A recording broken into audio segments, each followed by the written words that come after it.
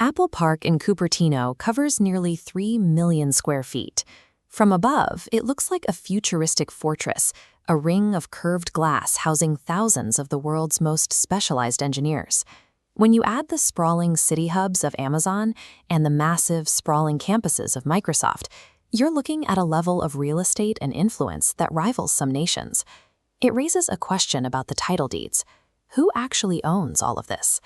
It's easy to assume the answer is the person at the very top, like Apple CEO Tim Cook, or perhaps the founder who started it all in a garage, like Jeff Bezos, or the executive currently steering the strategy, like Satya Nadella.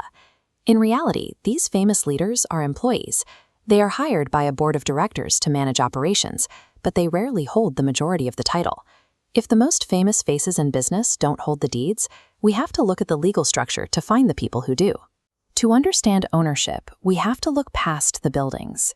Legally, a company is treated as a single, massive entity that can be divided. Think of that trillion-dollar entity like a massive pizza. To make it tradable, the company is sliced into millions of identical pieces called shares. When you acquire one of these slices, you become a legal owner of a fractional percentage of that global business. These individual slices are bought and sold in a global marketplace known as the stock market. Even if a single share is expensive, modern financial tools allow people to buy tiny fractions or crumbs of a share, allowing almost anyone to participate with just a few dollars.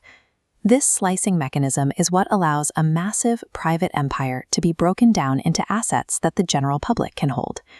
Every day, millions of participants around the world trade these slices. Some of these owners are the employees and founders, who keep a portion of the slices they helped create.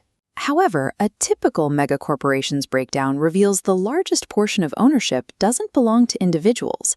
It belongs to massive institutional entities like pension funds. These funds represent the collective savings of teachers, firefighters, and nurses, whose money is pooled to buy corporate slices. This creates a distinction between those who run the company and those who own it.